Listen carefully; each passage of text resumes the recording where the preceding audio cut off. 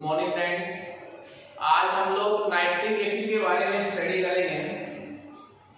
हमारा जो आज का टॉपिक है वो है नाइट्रिक अम्ल।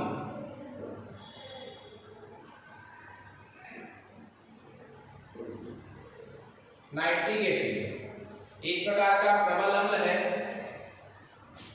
इसका फॉर्मूला लिखा जाएगा HNO3। इसका अणुसूत्र है। देखिए नाइट्रिक अम्ल जो है वो नाइट्रोजन का एक क्या ही है, ऑक्सी अम्ल। नाइट्रोजन के 3 ऑक्सी अम्ल है, उनमें एक क्या है, नाइट्रिक अम्ल HNO3। जैसे नाइट्रस अम्ल है HNO2, वो भी एक नाइट्रोजन का क्या है, ऑक्सी अम्ल है। इसी तरह नाइट्रिक अम्ल नाइट्रोजन का एक क्या है, ऑक्सी अम्ल। इसे हम जब भी प्राप्त करेंगे विधियों के द्वारा, तो आप नाइट्रिक एसिड को गर्म करके आसवन द्वारा 68% तक सांद्रित कर सकते हैं।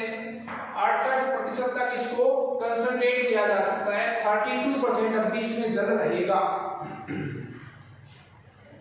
और अधिक यदि आपको कंसंट्रेट करना है तो इसमें आप कंसंट्रेट H2SO4, जो एक प्रकार का डिहाइड्रेट है, निर्जलीय कारक है, सांद्र H2SO4 द्वारा आप इसको 98% तक क्या कर सकते हैं, सांद्र कर सकते हैं, कंसंट्रेट बना सकते हैं। देखिए हमें जिन विधियों से हमें HNO3 प्राप्त होगा, उनमें जब HNO3 बढ़ता है तो कुछ मात्रा उसमें किसकी रह जाती है, NO2 की, नाइट्रोजन डाइऑक्साइड की सूक्ष्म मात्रा रह जाती है। किसमें प्राप्त HNO3 में। जो नाइट्रिक अम्ल हमने बनाया है उसमें कुछ मात्रा किसकी रह जाती है, NO2 की। तो इन दोनों को मिलाकर एक शब्द बोलते हैं हमारे, साधूम नाइट्रिक अम्ल। साधूम नाइट्रिक अम्ल, फ्यूमिंग नाइट्रिक एसिड, फ्यूमिंग साधूम नाइट्रिक अम्ल। अब हम इसकी बनाने की विधियां पढ़ेंगे, प्रिपरेशन मेथड नाइट्रिक एसिड की। तो सबसे पहले अपन लेंगे प्रयोगशाला विधि, लेबोरेटरी मेथड। प्रयोगशाला विधि, प्रयोगशाला विधि क्या कह रही है कि आप सोडियम नाइट्रेट लें, सोडियम नाइट्रेट, या फिर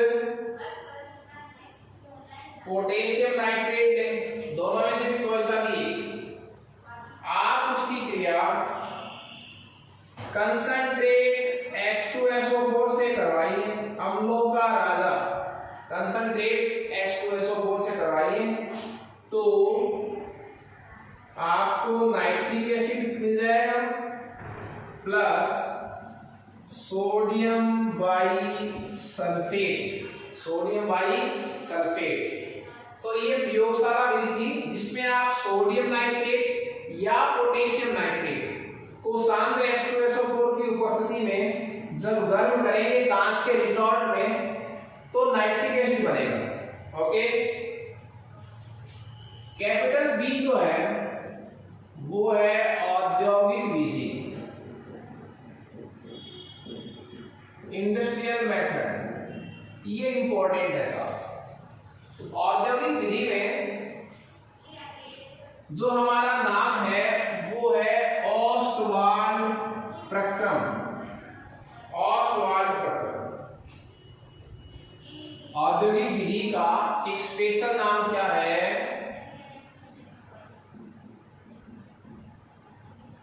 ओस्वाल्ड प्रक्रम, ओस्वाल्ड प्रक्रम इसको कहते हैं। इसका एक और तरीका है लिखने का कि होता क्या है इसमें, अमोनिया का उत्प्रेरकीय ऑक्सीकरण, अमोनिया का क्या होता है, उत्प्रेरकीय ऑक्सीकरण।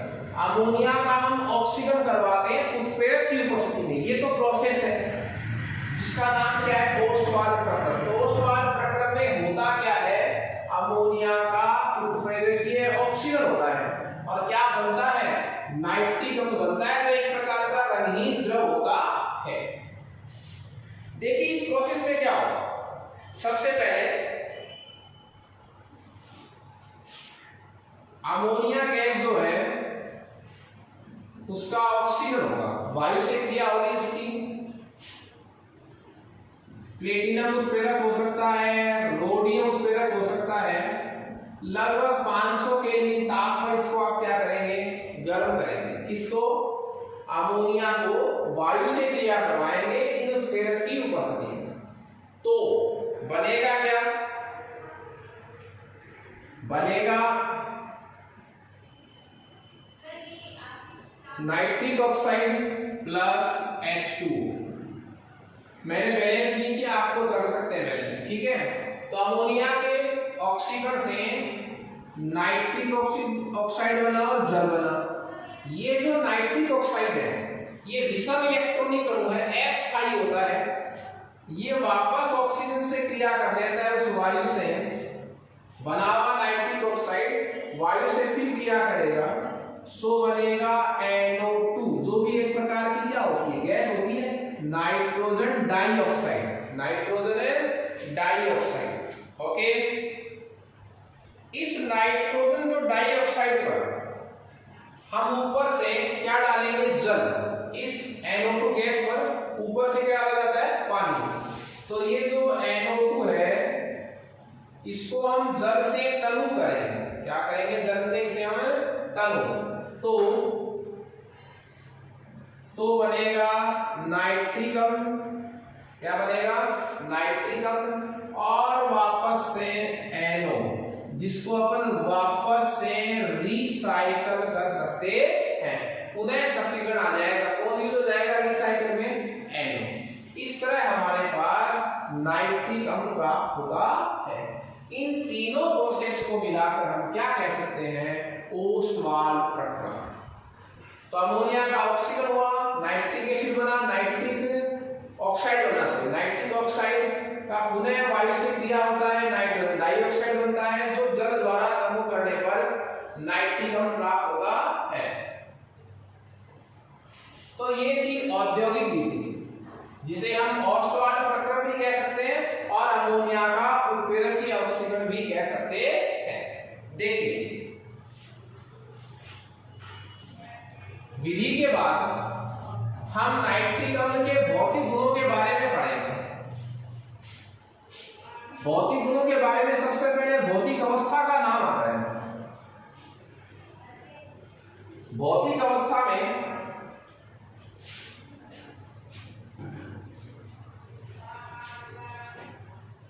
बात करें हम इनकी भौतिक गुण की, तो नाइट्रिक अम्ल क्या है, एक रंगहीन द्रव है। अशुद्ध अवस्था में ये पीला भूरा हो जाता है, वो एक बात अलग है। शुद्ध अवस्था में क्या है, रंगहीन द्रव है।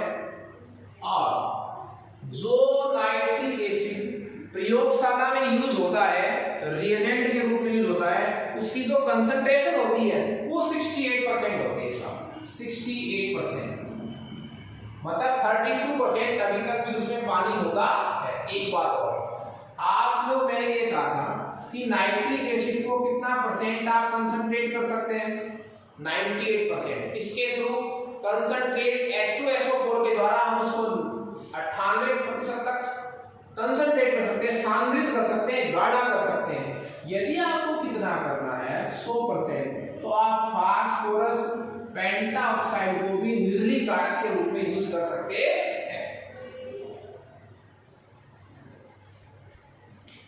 भौतिक गुणों के बाद हम बात करें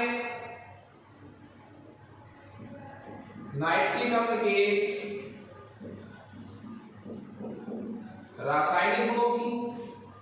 नाइट्रिक अम्ल एक प्रबल अम्ल है। सबसे अच्छी बात तो क्या है, ये क्या है, एक प्रबल अम्ल, स्ट्रॉन्ग एसिड है। जल से क्रिया करवाएं HNO3 plus H2O, HNO3 plus H2O, तो नाइट्रेट आयन बनेगा। क्या बनेगा? Nitrate ion. ये बनेगा नाइट्रेट आयन प्लस ये बनेगा H3O प्लस, मतलब हाइड्रोनियम आयन। क्या बनेगा? Hydronium ion. ठीक है, नाइट्रेट आयन और हाइड्रोनियम आयन। ओके, तो देखिए हमने पहला रासायनिक गुण क्या पढ़ा है कि नाइट्रिक अम्ल जो है वो एक प्रबल अम्ल की तरह व्यवहार करता है। जलीय विलयन में नाइट्रेट आयन लेता है। कौन सा आयन लेता है? नाइट्रेट आयन, जिसकी उपस्थिति को सिद्ध हम किसके द्वारा कर सकते हैं? भूरी वलय परीक्षण। भूरी वलय परीक्षण, ब्राउन रिंग टेस्ट होता है किसके लिए? नाइट्रेट आयन की उपस्थिति को सिद्ध करने के लिए। तो देखिए इसमें जो सबसे इंपॉर्टेंट रासायनिक गुण है नाइट्रिक एसिड का, वो है इसकी ऑक्सीड कारक प्रवृत्ति। कैसी प्रवृत्ति? ऑक्सीकारक प्रवृत्ति। इसको अपन डिटेल से पढ़ेंगे साहब। देखिए जो नाइट्रिक अम्ल होता है वो तनु अवस्था में, मतलब जब पतला होता है, कंसंट्रेशन कम होती है तब भी, और जब गाढ़ा होता है तब भी, सांद्र होता है तब भी, नाइट्रिक अम्ल तनु तथा सांद्र दोनों ही अवस्था में एक प्रबल ऑक्सीकारक की भांति व्यवहार करता है। ऑक्सीकारक का मतलब किसी दूसरे पदार्थ का ऑक्सीकरण करने वाला। तो खुद का क्या हो जाएगा? अपचयन। तो खुद का तीव्रता से क्या होता है? अपचयन। तो दूसरे तत्वों का क्या करेगा? ये ऑक्सीकरण करेगा। इसलिए इसका ये कैसी प्रकृति का कहलाएगा? ऑक्सीकारक प्रवृत्ति। उसकी वजह क्या है? क्या कारण है कि नाइट्रिक अम्ल एक प्रबल ऑक्सीकारक की भांति व्यवहार करता है? क्योंकि नाइट्रिक अम्ल जो है वो तनु तथा सांद्र दोनों ही अवस्थाओं में वियोजित होकर, विघटित होकर नवजात ऑक्सीजन देता है। क्या बनाती है? नवजात ऑक्सीजन, जिसको मैं किस चिन्ह के द्वारा व्यक्त करता हूं? इसके द्वारा नवजात ऑक्सीजन बनाती है। और ये जो नवजात ऑक्सीजन होती है ये किसी दूसरे तत्वों का क्या कर देती है? ऑक्सीकरण कर देती है। ओके, तो देखिए हम पढ़ने जा रहे हैं इसकी सेकंड नेचर, दूसरा रासायनिक गुणधर्म, और वो इंपॉर्टेंट है, वेरी इंपॉर्टेंट है साहब, वेरी मोस्ट। ओके, बोर्ड के पेपर में लगभग अल्टरनेट रूप से इसमें से एक समीकरण पूर्ण करनी आती है कि कंप्लीट द फॉलोइंग रिएक्शन। तो आपको बैलेंस करना पड़ता है, रिएक्शन को कंप्लीट करना पड़ता है, उसके लिए समीकरण बहुत इंपॉर्टेंट है। तो ऑक्सीकारक प्रवृत्ति,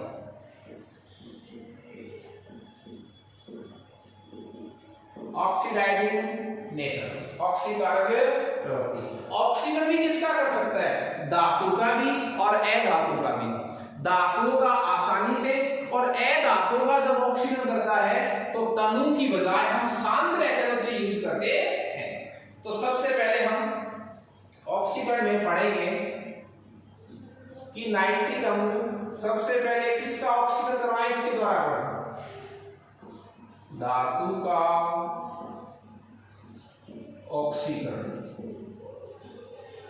मैं एक बात आपको इसमें पहले बताना चाहूंगा कि जो नाइट्रिक अम्ल होता है वो तीव्रता से नवजात ऑक्सीजन उत्पन्न करता है। इसी वजह से वो कैसी प्रवृत्ति रखता है, ऑक्सीकारक प्रवृत्ति रखता है। देखिए जब आप, मैं इसको पहले लिख देता हूं, जब आप HNO3 को, जब ये तनु होता है और जब वही HNO3 क्या होता है, सांद्र, तो ये तीव्रता से क्या उत्पन्न करते हैं, नवजात ऑक्सीजन उत्पन्न करते हैं।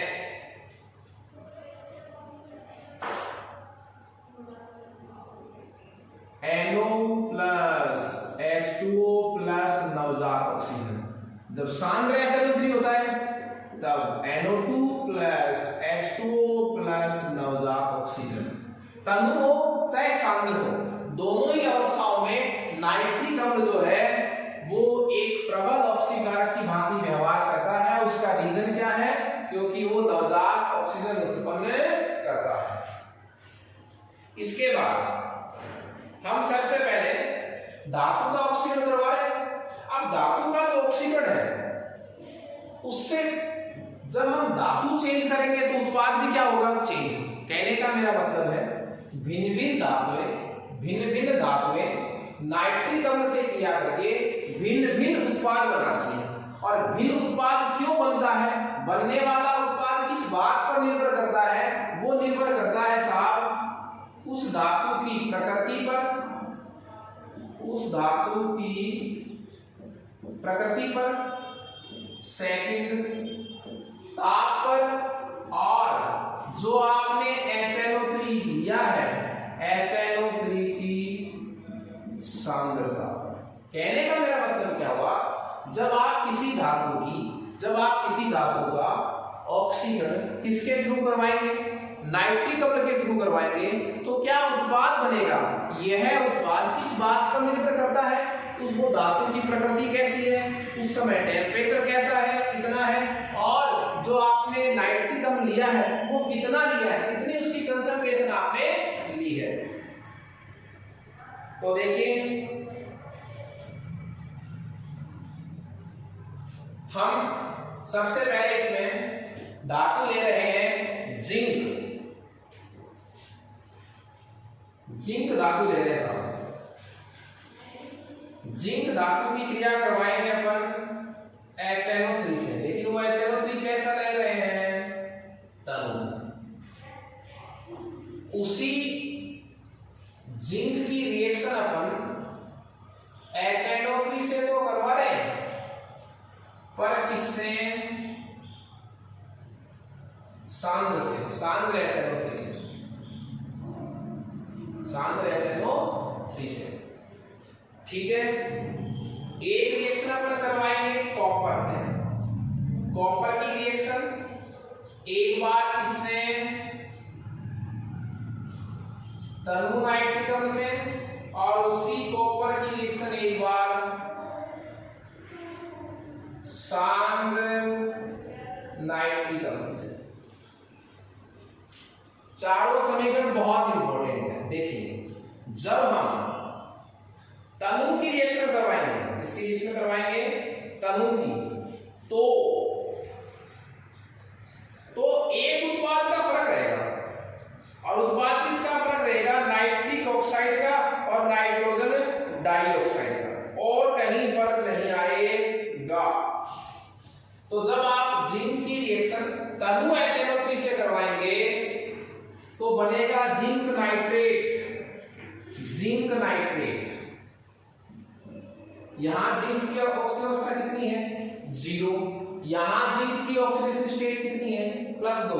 तो देखिए हुआ कि हुआ ऑक्सीकरण किसका, धातु का, किसने किया, इसने।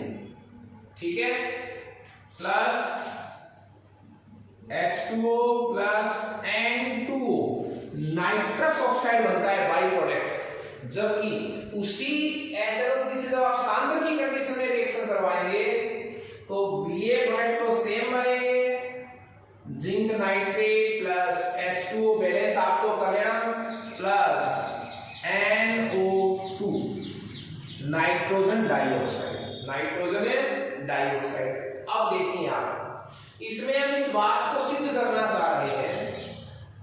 कहां पर नाइट्रिक अम्ल ने ऑक्सीकरण किया है, ऑक्सीकरण किसका हुआ है, और नाइट्रिक अम्ल का खुद का अपचयन हुआ है या नहीं हुआ। ओके, तो देखिए इसमें जिंक की ऑक्सीजन अवस्था कितनी थी, 0। यहां जिंक की ऑक्सीजन अवस्था कितनी है, +2। तो जिंक का क्या हो गया, ऑक्सीकरण किसने किया, नाइट्रिक अम्ल ने। तो ऑक्सीकरण किसका हुआ, जिंक का। तो जिंक का तो ऑक्सीकरण हुआ है, तो वो तो अपचायक कहलाएंगे। जिंक का ऑक्सीकरण किसने किया, नाइट्रिक अम्ल ने, तो ये क्या कहलाएगा, ऑक्सीकरण। ओके, यहां देखिए आप, यहां नाइट्रोजन की ऑक्सीडेशन स्टेट कितनी है साहब, +1 है, जबकि HNO3 में +5 है। तो +5 ऑक्सीजन अवस्था किसमें चेंज हो रही है, +1 में। मतलब पहले 5 इलेक्ट्रॉन की कमी थी, अब कितने की कमी हो रही, 1 की। मतलब 4 इलेक्ट्रॉन ले लिए उसने, तो इलेक्ट्रॉन का लेना क्या, अपचयन। तो खुद का तो अपचयन हो गया, जिंक का क्या कर दिया इसने, ऑक्सीकरण, इसलिए क्या कहलाएगा, ऑक्सीकारक। यहां देख लीजिए आप, यहां जिंक कितना था, 0। यहां भी किसमें है, +2 में। यहां नाइट्रोजन की ऑक्सीजन स्टेट कितनी आ रही है, +4। तो यहां नाइट्रोजन कितना है, +5। तो दोनों ही कंडीशन में ये जिंक का क्या कर रहा है, ऑक्सीकरण, इसलिए क्या कहलाएगा, ऑक्सीकारक। जब मैं कॉपर की बात करूंगा तो देखिए उसी तरह प्रोडक्ट तो वही बनेंगे, copper nitrate plus H2O plus NO, nitric oxide. Clear है, यहां भी वही बात है, कॉपर कितना था, 0, ऑक्सीकरण होने के बाद कितना बन गया, +2। किसने किया, नाइट्रिक एसिड ने। नाइट्रोजन यहां पर कैसी ऑक्सीकरण अवस्था में है, +5, यहां पर किस अवस्था में आ गया, +2 में। तो हो गया अपचयन किसका, नाइट्रिक अम्ल। जब शांत HNO3 लेंगे तो ये प्रोडक्ट तो सेम बनेगा, NO3 का whole twice plus H2O plus NO2, बस बाई प्रोडक्ट का डिफरेंस है, और कोई डिफरेंस नहीं है सभी में। ओके, तो ये 4 जो मेजर रिएक्शन थी ये आपको याद रखनी है, इंपॉर्टेंट रिएक्शन है। ये हमने ऑक्सीजन करवाया है धातु का। अब हम सेकंड कैटेगरी में हम नाइट्रिक अम्ल द्वारा अधातुओं का ऑक्सीजन करवाएंगे।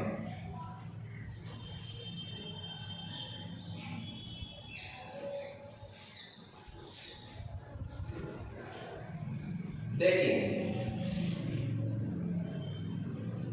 मैंने आपको पहले भी कहा कि अधातु का जब ऑक्सीकरण करवाते हैं तो सामान्यतया तनु HNO3 नहीं लेते हैं, किसके द्वारा करवाते हैं, सांद्र HNO3 के द्वारा। तो कुछ अपन एग्जांपल ले रहे हैं जिसमें हम अधातु का क्या करवाएंगे, ऑक्सीकरण करवाएंगे। तो लीजिए कार्बन C प्लस HNO3 और कैसा कंसंट्रेट। फिर अपन P फास्फोरस का भी करवाएंगे, सेम कंडीशन रखेंगे, कंसंट्रेट। फिर हम सल्फर का करवाएंगे, सल्फर 8 S8, ये भी अधातु है सब, कार्बन फास्फोरस सल्फर।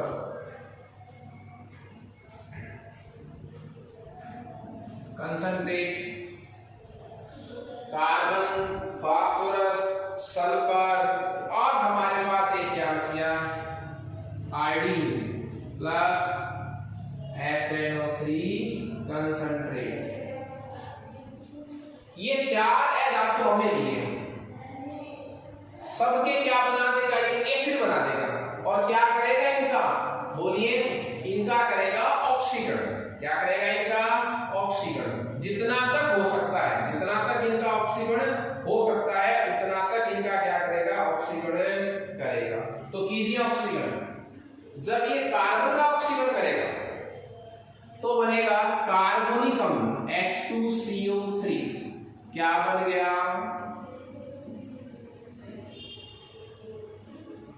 कार्बोनिक अम्ल प्लस H2 प्लस NO2। ये तो कॉमन आएगा सभी कार्बोनिक अम्ल, जिसको मैं क्या भी लिख सकता हूं H2 प्लस CO। जब ये फास्फोरस से क्रिया करवाएंगे तो बनाएगा फास्फोरिक अम्ल H3PO4, नाम हो जाएगा फास्फोरिक अम्ल। नाम क्या हो जाएगा फास्फोरिक अम्ल। बाई प्रोडक्ट तो वही रहेंगे H2O प्लस NO2। ऑक्सीजन कर दिया। देखिए साहब बताएंगे आपको प्रत्येक समीकरण में सल्फर के साथ रिएक्शन होगी तो क्या बनेगा H2SO4 plus H2O plus NO2। और जब आयोडीन से रिएक्शन होगी तो HiO4 पर आयोडीन अम्ल, या सीधा भी क्या कह सकते हैं इसको हम आयोडीन अम्ल भी कह सकते हैं HiO4 plus H2O plus NO। ये सल्फ्यूरिक अम्ल है ही, आपको पता है। अब देखिए बात क्या है कि कहां हुआ है ऑक्सीकरण। यहां कार्बन की ऑक्सीजन अवस्था कितनी है 0, फास्फोरस की भी 0, सल्फर की भी 0, आयोडीन की ऑक्सीजन अवस्था भी कितनी है 0। मुक्त अवस्था में किसी तत्व की ऑक्सीजन अवस्था का मान कितना होता है 0, तो 0। अब आगे देखो प्रोडक्ट में यहां कार्बन की ऑक्सीजन अवस्था कितनी आ रही है +4, यहां फास्फोरस की ऑक्सीजन अवस्था कितनी आ रही है +5, यहां सल्फर की ऑक्सीजन अवस्था कितनी आ रही है +6, और यहां आयोडीन की ऑक्सीजन अवस्था कितनी आ रही है +7। मेरे कहने का मतलब क्या हुआ कि नाइट्रिक अम्ल ने ऑक्सीकरण तो किया है, और ऑक्सीकरण भी मंद गति वाला नहीं किया है, इसने किया है प्रबल ऑक्सीकरण। मतलब जो तत्व जितना अधिक ऑक्सीकृत हो सकता है उसको उतनी लिमिट तक इसने क्या कर दिया ऑक्सीकरण। तो कार्बन +4 ऑक्सीजन अवस्था में, फास्फोरस +5, सल्फर +6 और आयोडीन +7। तो सब 0 थे, तो कार्बन 0 से किसमें चला गया +4 में, मतलब कितने इलेक्ट्रॉन की कमी हुई 4 इलेक्ट्रॉन त्याग दिए। नाइट्रियम ने यहां से कितने इलेक्ट्रॉन निकाले 5, यहां से सल्फर से इसने 6 इलेक्ट्रॉन निकाल दिए, और आयोडीन से इसने 7 इलेक्ट्रॉन निकाल दिए। आयोडीन के बाइंडिंग ग्रुप में कितने इलेक्ट्रॉन होते हैं 7, तो इसने मैक्सिमम नंबर ऑफ इलेक्ट्रॉन जो है बाहर निकाल दिए। तो ये धातु के साथ साथ अधातु का भी ऑक्सीकरण कर सकता है। देखिए इस नाइट्रिक अम्ल में हम लास्ट टॉपिक जो डिस्कस करेंगे वो करेंगे इसका उपयोग। उपयोग में देखिए सबसे अच्छा उपयोग जो है वो इसका क्या है, उर्वरकों के निर्माण में, खाद वगैरह के निर्माण, कृत्रिम रेशम के निर्माण में, कृत्रिम रेशम बनाने में, कृत्रिम रेशम बनाने में, उर्वरक बनाने में, रॉकेट के ईंधन के ऑक्सीकरण में, रॉकेट का जो ईंधन होता है उसके ऑक्सीकारक में, ऑक्सीकारक का मतलब उसको जलाने में, ईंधन जलेगा तभी एनर्जी बढ़ेगी, तो उर्वरक बनाने में, कृत्रिम रेशम बनाने में, रॉकेट के ईंधन के ऑक्सीकारक के रूप में, और क्या बनाने में, विस्फोटक पदार्थ बनाने में इसका उपयोग होता है। Okay, thank you.